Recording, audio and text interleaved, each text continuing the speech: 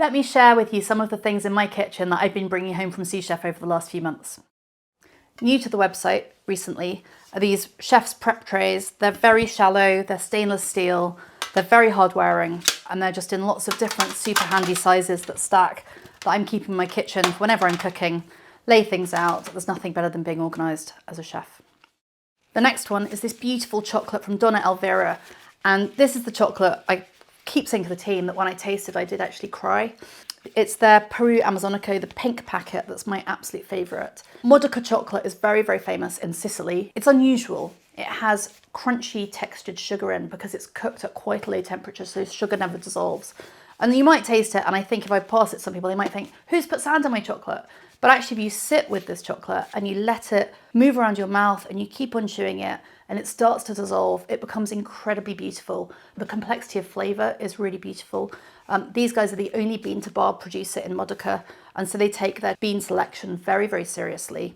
And so therefore the flavour profile is phenomenal. It's produced in a hot country, in a hot area, and so you will get a little bit of that blooming, but it doesn't detract from the flavour. And actually, even if no one else buys it because they find that little sugar crystal in the chocolate unusual, I will hope to buy enough of this and eat enough of this to keep us selling it for a very long time. It's delicious.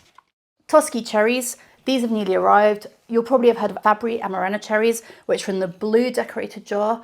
Toschi is very similar. It's very little known outside Italy, unlike Fabbri. And actually the cherries tend to be a little bit smaller, maybe a slightly more complex flavour. They're definitely worth trying if you're a fan of the Fabbri cherries. They're a little bit firmer as well. If you're then looking for a super Amarena upgrade, then search the website for Pariani Amarena cherries, because those are with almost no additives, with almost no flavours, and they're incredibly intense. These are a very good all-rounder, great for cocktails, and also in a beautiful jar. You can get them in lots of different sizes, so another alternative and definitely worth a try. We've got these lovely wooden boards from Japan. It smells like incredible sauna. It's got that cypress wood smell, which is really fabulous. But the thing I love about Japanese cutting boards is that they're often this wood that feels much lighter. I'm not sure if it's softer or harder wood. I think I remember it being called harder, but it does also mean that it's soft for your knives. But they keep your knives much sharper. It smells amazing. You should buy it just to smell it. We love Aleppo pepper at Sous Chef. This is our new packaging. These have just arrived. Very handy if you keep it in a drawer. We've got the little name on the top so you can identify exactly what jar you're looking for, which I think is super cute and also very helpful, because if you look in my spice drawer, it's got lots of pieces of masking tape on the top of the spice with its name on. So we've done that for you. We've got these candles just for another beautiful thing to have in your kitchen. It might not seem inherently Sous Chef, but actually I love quirky designs, quirky things that just make the time in your kitchen a little bit more fun. And aren't these incredible? They almost look like glass and they're so smooth. They're really beautiful. We've been going absolutely wild in the aisles of the olive oil fairs over the last few months, picking up many of the world's best and most famous and most awarded olive oils. I taste hundreds and hundreds of olive oils every single year and make sure we only stock the finest. We look at all the top awards. We look for producers that we can work with very closely to make sure we get the early harvest olive oil when they first produced it. So we bring you the very freshest harvest. So this is one of them. I'm not gonna lie, but I think their bottles are not as visually appealing necessarily as some of the other olive oils we have. But this oil, Frantoio Cutrera Primo, this is the organic, but the non-organic also has a whitish label. Absolutely worth seeking out. When you smell it, and everyone who's been around the house and at photo shoots last week, I open it, I make them smell it, and it's unbelievably grassy. It's just so intense the moment you take that lid off. It's one of the most awarded olive oil producers in the world for many years in a row, and it's just like a party in your mouth when you taste this olive oil. You won't be able to go back to kind of an ordinary supermarket olive oil after that for any salads. It genuinely makes you super happy every time you use it. This is another olive oil, much milder. This is from Spain. They also are award winners, but look at that bottle. Isn't that completely beautiful? That's Nobleza del Sur. Emilio, this is a non-alcoholic aperitif. It's a blend of balsamic vinegar and grape must. It's definitely more expensive than other non-alcoholic alternatives, but it's basically because it's got these incredibly beautiful pure ingredients. You know, when you look at any of the other Italian alcohol-free aperitifs, like Cino or Crodino or Sambetta, you know, they've got very different ingredients lists. They're also delicious, but this is really phenomenal, as this is worth seeking out. On to confectionery. So one of my friends is Chantal Cody. She was the founder of Rococo. She now founded a business called The Chocolate Detective. Her care for provenance, quality, flavour And also aesthetic isn't phenomenal, but you can see these boxes, they're little egg boxes. They've got the little bird illustration on the front. And then you've got these beautiful little tray of eggs. And some of the eggs are different colours. When you buy these boxes, they all have different flavours. Each box, you choose the flavour when you select your bird. It's really beautiful. That's the chocolate detective. Many years ago, when she first came around here, she brought me a little bag of white chocolate and fennel pollen, broken pieces of chocolate, which again was one of the most beautiful things I tasted.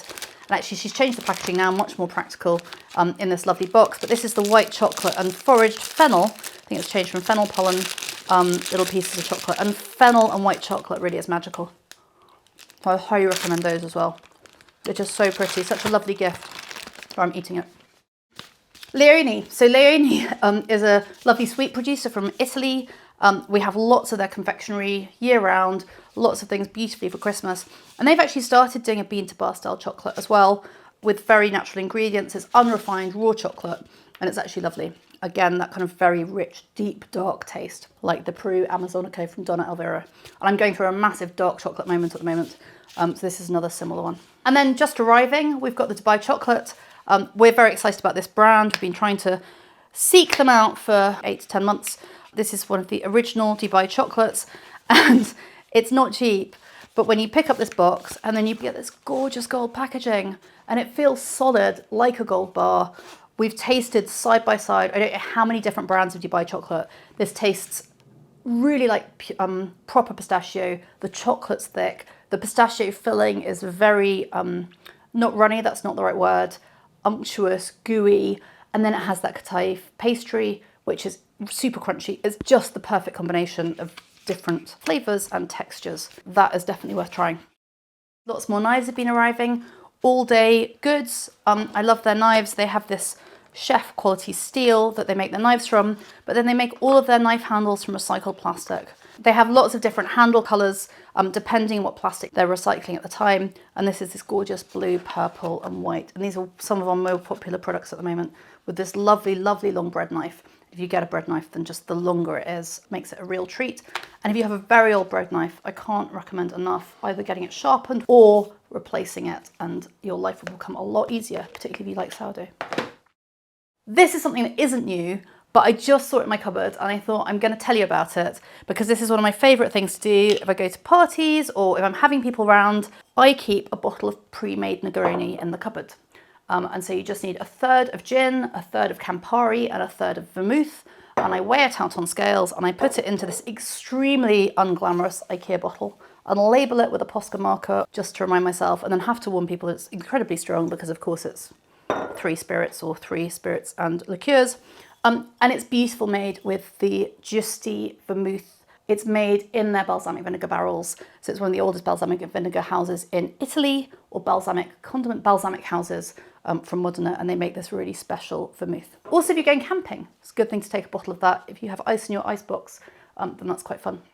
We have new arrivals, which I tasted many years ago and we didn't bring on, and I've always been thinking about them, with these really rather fun, bonkers, silly, tasty sweets. And they're called Eat or Drink. They're cocktails in a sweet. They're 5% alcohol, so take care. I think if you eat a few of them, you can't drive, so watch out. Maybe it's 5, but definitely worth checking the pack, please. And you can see they're all wrapped up. So we've got a raspberry Collins Prosecco, and actually I'm going to open one of them just to show you. So they're quite small. They have the texture of normal sweets. They've got this crunchy sugar on the outside. I'm not sure if I can break it in half. It's a gummy, and it tastes good. And it tastes like alcohol, and it's fun. On that theme, I think these alcohol gummies are becoming quite popular. Leone also have some little gummy bears. Again, watch out, these do contain alcohol. Yeah, the mojito flavoured, 0.1% rum, so very low alcohol. But they're cute and they're tasty, and these taste a lot more like, I guess, sweets, whereas the Eat or Drink ones taste a lot more alcoholic. Then we've got wine. So we've been working with a lot of Spanish producers for a long time. We found a producer that we like very much in Spain, and we brought on their Ribeiro del Duero. It's a great alternative, often better value than Rioja, and we've got lots of different vintages from them. And actually we're tasting these side by side with 10 different Ribeiro del Duero, different Riojas from supermarkets to see, okay, can we bring in really good quality at the right price? And actually we were completely blown away by the difference in quality that we could find and be able to sell on at a price that's completely reasonable and actually much better value than those in the supermarket type wines we tried. So I'd highly recommend these. You've got Reserva 2019, and as you know, as the vintage gets older, then the price goes up a little bit more. This is a little bit more confectionery and alcohol heavy than maybe usual, but these are some of the things I guess I've been gathering into my kitchen. They're just some of the delights that we've really been enjoying recently.